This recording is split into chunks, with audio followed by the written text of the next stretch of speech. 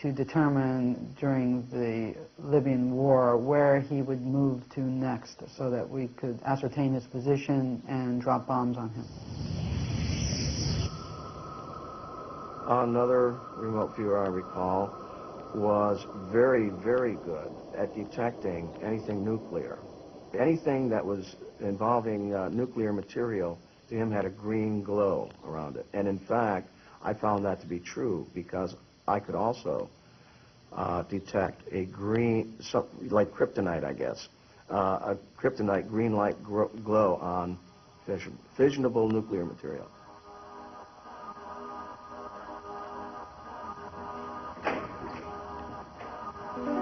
Unfortunately, the official documents which could corroborate these claims are classified, and the remote viewers say that for security reasons, they themselves were often not told how accurate they had been.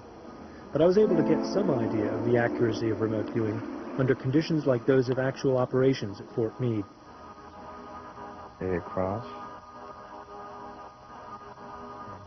In the old days of Ingo Swan's training program, remote viewers used map coordinates to start their sessions.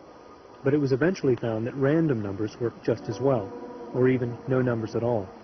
The idea seemed to be that at some deep level, the remote viewer knew what the assigned target was, without ever having been told. Things like map coordinates or random numbers were merely rituals. Here I have asked Mel Riley to remote view a target selected arbitrarily just before the session. All I have told him is that it is a location at some particular date. As far as he knows, it could be anywhere, at any time. Dome-like. Give me some textures. Rough. Hard. Sandy. Dry. Arid. Temperatures.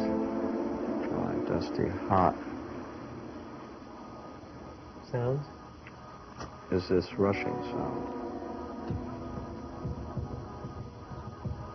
Can you quickly give me some stage 4s? Some AIs and EIs.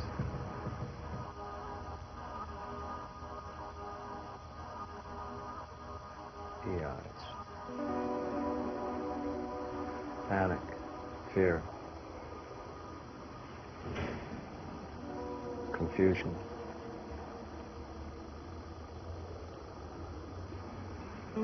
Dread. Spewing forth just roiling and rolling clouds of ash. Hot, choking.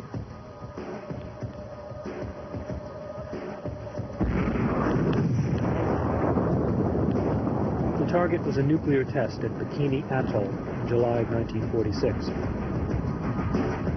Clouds of ash. Hot, choking.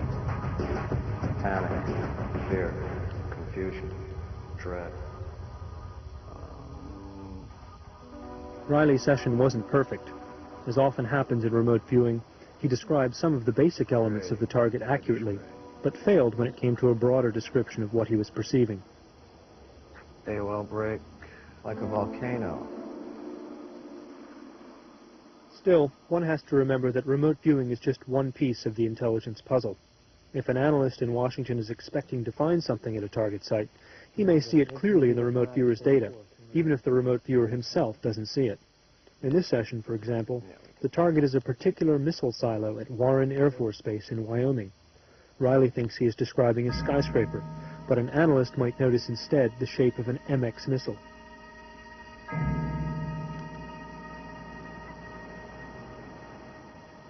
Most of our clients, our clientele in the Secret Service, the FBI, the CIA, DIA, Navy and Air Force, sometimes Drug Enforcement Agency, are return clients that would not have repeatedly come back to us.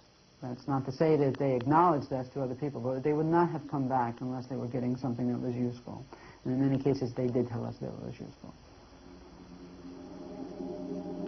In all this talk about techniques and targets and clients in the intelligence community, it's easy to forget something.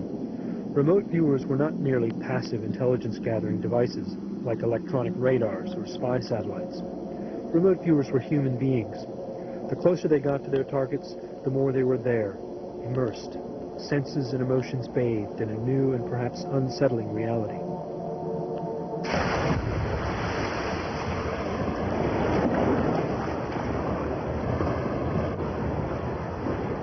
In one instance, we did a coordinate, and the place turned out to be what I call a prison camp. The buildings in it were like American barrack types of things, 2 stories. This wasn't in America, by the way. And it was surrounded, it was in a forest. There was forest cover everywhere. It was very hard to photograph from the spy in the sky, satellites and everything like that. It had 3 enormous wire fences with barbed wire patrolled by dogs. And but it had a railhead. It had a railway that came up to the front major building. And there was a road leading to it, and the road seemed to be equally protected on both sides for a considerable distance and so forth and so on.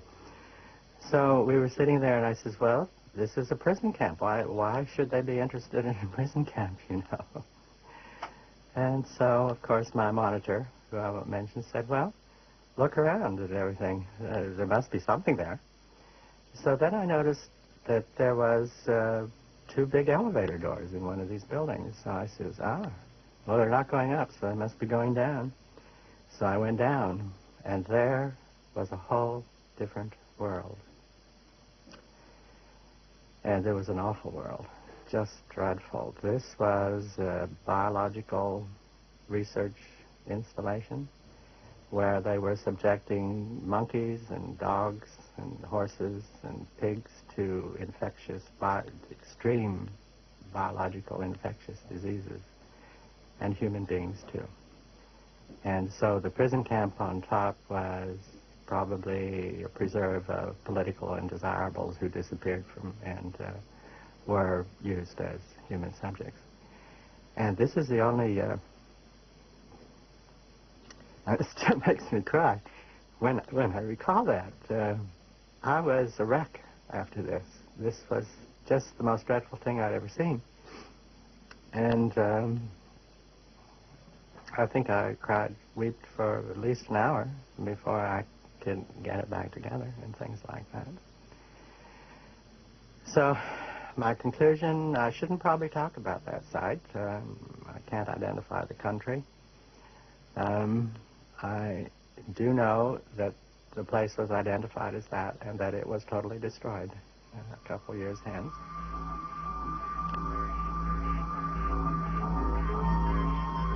The realization of the eurekas, the oh my gods that one experienced, one realizes that this was a doable thing, that remote viewing really worked and could produce accurate information, accurate enough to be used in cases of deadly force or life or death situations, was profound. And it was life-changing. One would never be the same after they came out of that training. We would never be able to relate to the world around us, to time and space, the same again. And so the implications were quite profound. And we were also not able to relate to our fellow military officers the same way that we did before. So we'd walk down the halls of the Pentagon and hear Twilight Zone theme songs when we walked by, do-do-do-do-do-do, that kind of thing.